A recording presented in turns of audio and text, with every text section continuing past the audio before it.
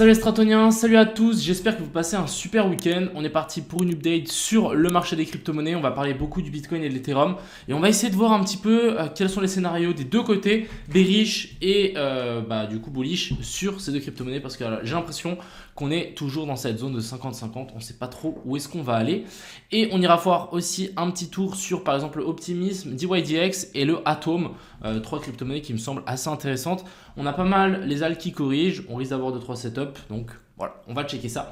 J'espère que cette vidéo vous plaira. On est parti. Crypto,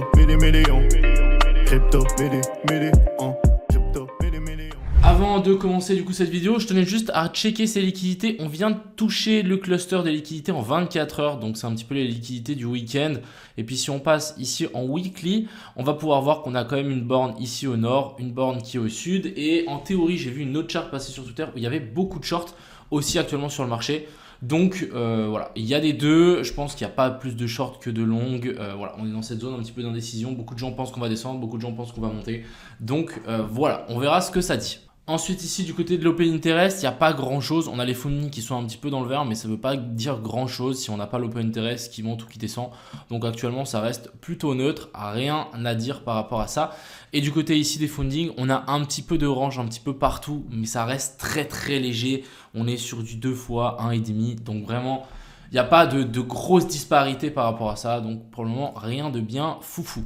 On a une petite analyse ici des crypto road, je tenais à vous la montrer, que je trouvais ça assez intéressant. Donc lui il pense qu'on est dans une correction ici en A, B et puis C pour ensuite descendre plus bas et venir nous chercher notre B pour ensuite repartir en C, bref.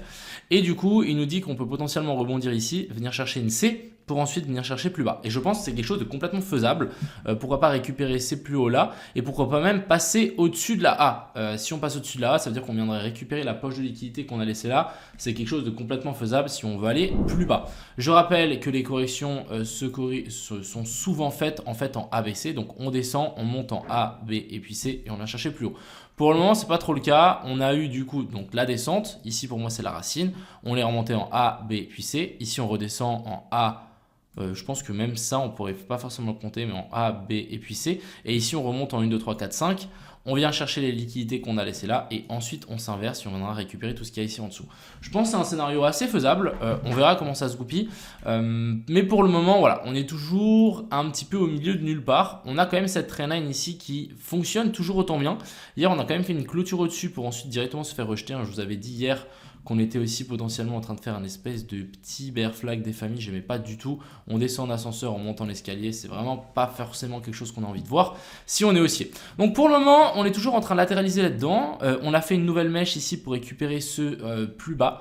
Donc perso, moi je vous le dis direct, pour moi ici on n'a pas d'inversion de structure étant donné qu'on n'a pas de clôture. Pas de clôture, pas de cost, donc ici on n'a pas de confirmation qu'on fait un nouveau plus haut. Donc la correction ici, on n'est pas forcément obligé de redescendre beaucoup plus bas. Donc pour moi ici on n'a pas d'inversion de structure de la tendance haussière. Ici il y a beaucoup de gens qui pensent qu'on a un MSB ou un boss, mais personnellement moi je ne vais pas le prendre en compte. On est descendu, on est me chercher la zone 0,618, donc actuellement en théorie ici, déjà, je pense qu'on a une zone assez intéressante. Ça sera ici, la zone OTE qu'il faut absolument tenir. Je pense qu'on peut même venir rechercher la mèche qu'on a laissée ici. Venir récupérer ça, ça me semblerait pas du tout déconnant.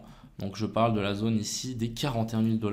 Donc pour moi, on a déjà une belle zone à surveiller ici pour ce BTC. Si on commence à s'enfoncer plus bas et qu'on commence à vraiment maintenir et passer sous cette mèche là, ça risque d'être compliqué. Pour le moment, ça tient bien. Donc rien à dire. Par contre, si on zoome encore une fois un petit peu dessus, ça tient bien, mais on n'a aucun retournement de structure. Vous voyez bien qu'ici, on est en train de descendre et on est en train de saigner lentement. J'aime pas du tout ça. Souvent, quand on saigne lentement, à la fin, on finit par craquer et on finit par aller assez bas. Un petit peu comme ce qu'on était venu faire ici. On saigne gentiment et ensuite, bam, ça craque. Donc, affaire à suivre. Ici, on saigne. Il nous faut absolument, si on veut être haussier, une clôture au-dessus de ces plus hauts là pour vraiment nous dire ok, là on inverse la petite tendance baissière qu'on est en train de travailler ici et on risque de monter un petit peu plus haut. Et une fois qu'on sera un peu plus haut, il faudra se méfier qu'on fasse pas une A, B puis C pour redescendre plus bas. Donc vraiment encore une fois, je pense qu'il y a des scénarios dans tous les sens. Il y a aussi le fait que on soit descendu ici, qu'on remonte et qu'on redescende, on fasse un dernier plus bas ici et ensuite on reparte. C'est quelque chose de aussi complètement faisable. Je rappelle que ici en dessous, on a le gap des CME et on a la zone de fair value gap en weekly. Donc il faudra bien surveiller tout ça. Du côté de la dominance du Bitcoin, je vais vous partager un petit peu une théorie. Donc en général, la dominance du Bitcoin, elle pump quand le Bitcoin pump et que les alts et l'Ethereum ne suivent pas, qu'on soit d'accord. J'ai rarement vu la dominance du Bitcoin pumper autant gros que ça quand le Bitcoin dump. Je pense qu'on est tous d'accord avec ça. Quand le Bitcoin dump, en général, on a aussi les alts qui dump et l'Ethereum qui dump. Mais ça dump jamais beaucoup plus que le Bitcoin et on ne se retrouve pas avec des énormes pumps. Donc, déjà ici, on est dans une zone intéressante d'OTE. Donc, on vient de faire un nouveau plus haut, on redescend la zone OTE. Donc, ici, en théorie, on devrait repartir. Si on est dans une zone intéressante sur la dominance du Bitcoin et qu'on s'attend à un pump de la dominance, on devrait voir un pump du Bitcoin. C'est une théorie, voilà. Donc pour moi, on a déjà un premier zone de support ici. Si on lâche ça, je pense qu'on pourra descendre chercher la deuxième zone de support. Donc actuellement, on peut rebondir ici comme on peut rebondir ici. Il faudra, je pense, s'adapter. Je ne sais pas trop exactement où est-ce qu'on va rebondir, mais on est déjà dans une zone assez intéressante. Donc si le Bitcoin part maintenant, on risque d'avoir le Bitcoin qui pump sans les alts et sans l'Ethereum. Donc ça peut être assez intéressant. Voilà, c'est tout ce que je voulais vous montrer, mais voilà, vraiment en théorie, la plupart du temps, quand on fait des gros rallyes haussiers ici sur la dominance du Bitcoin, c'est quand le Bitcoin il pump sans les autres crypto-monnaies. Ensuite, on va parler de l'Ethereum. Je tenais d'abord faire un petit tour donc, sur Ethereum contre le BTC. Pour le moment, on est toujours en train de latéraliser ici sous cette trendline. J'ai l'impression que on commence à s'en rapprocher de plus en plus. On a des rebonds, on descend, on a des rebonds, on descend, mais on commence à se rapprocher de plus en plus de cette trendline et au bout d'un moment, on va venir la casser et si on la casse, on risque d'avoir une disparité entre par exemple le Bitcoin et l'Ethereum et ensuite on aura peut-être les alts qui vont suivre droit derrière. Donc ça risque d'être assez intéressant.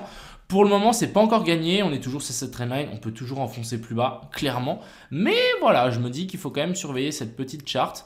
On est quand même sur quelque chose d'assez intéressant et puis ici, si on pète ça, ce sera directement ici à mon avis un rebond d'environ 10%. Donc ça veut dire que l'Ethereum pourrait prendre 10% de plus que le Bitcoin. Donc imaginons l'Ethereum qui pump de 10%, le Bitcoin il ne bouge pas. Ou le Bitcoin qui dump de 10% et l'Ethereum ne bouge pas. Donc ça risque d'être assez intéressant. Peut-être le Bitcoin va dump sans les autres cryptos. Ça pourrait nous déjà amener une espèce de force de toutes les autres crypto-monnaies. Et à partir du moment où après le Bitcoin repartira, là on pourra avoir pourquoi pas une alt season.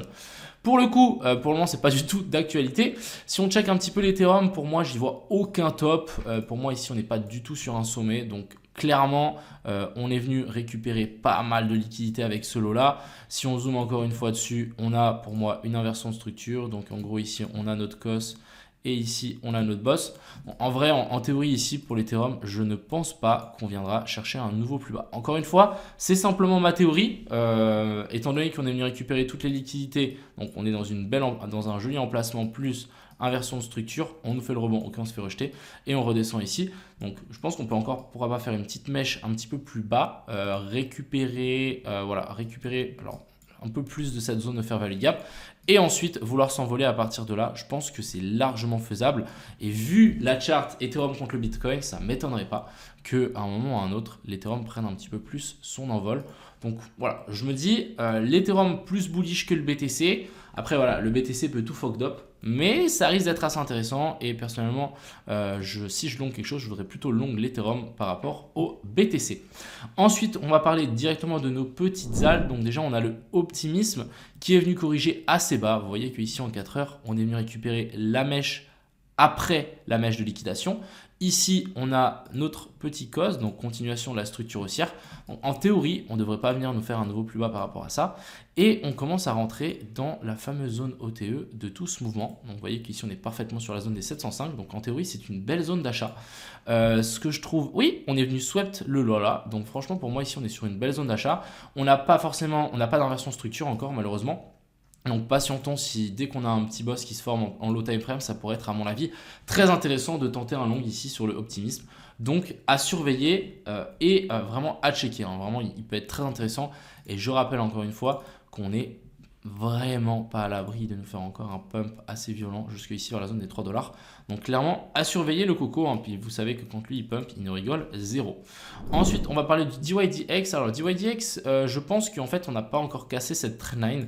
Alors là, elle est mal tirée. Mais si on passe en 4 heures, ici, on va pouvoir voir que si on prend les clôtures de bougies, tac, tac, tac et tac. Bon, finalement, on n'a pas encore cassé cette trendline, donc on peut forcément peut-être s'attendre à un rebond assez violent. J'ai toujours ma position sur le DYDX, je vais clairement la hold. Clairement, je pense qu'on peut vraiment s'envoler bien plus haut et la zone des 4 $, 5 $ risque d'être prise assez facilement. Donc pour le moment, je pense qu'il n'y a pas encore de clôture. Si jamais vous voulez rentrer sur le DYDX, si j'étais vous, je patienterais vraiment à faire une clôture au-dessus, un vrai breakout, et ensuite dès qu'on commence à avoir un petit pullback, vous cherchez une petite inversion de structure sur le pullback, et ensuite ça pourrait être une très belle zone d'entrée. Donc actuellement, toujours très intéressant, on n'a pas forcément de clôture, donc affaire à suivre. Si maintenant on se fait rejeter là, ça risque d'être assez moche et on risque à mon avis de venir récupérer toutes les liquidités qu'on a laissées là, venir s'écraser un petit peu plus bas, faire une déviation sous la borne basse, réintégrer et ensuite on pourra repartir. Donc ça aussi c'est à surveiller, ça sert à rien des fois de FOMO les breakouts parce que des fois c'est vous le pigeon qui vont vous faire avoir. Et on va finir ici par le Atom que je trouvais assez intéressant à analyser avec vous. Donc Atom, il nous a fait un super rebond, on est venu nous faire un nouveau plus haut, très bien. On est venu ici chercher ce lot là avec la mèche, très bien. Et ensuite, on vient ici nous faire un petit boss pour les gens qui l'avaient directement vu. Donc, quand on a prise de liquidité et ensuite un petit boss, qu'est-ce que ça veut dire? Ça veut simplement dire qu'on risque d'avoir déjà trouvé le bottom. Et bah, nous, ce qu'on veut, c'est essayer de chercher une nouvelle entrée, donc pourquoi pas target ici la zone OTE et essayer de trouver une entrée là-dedans.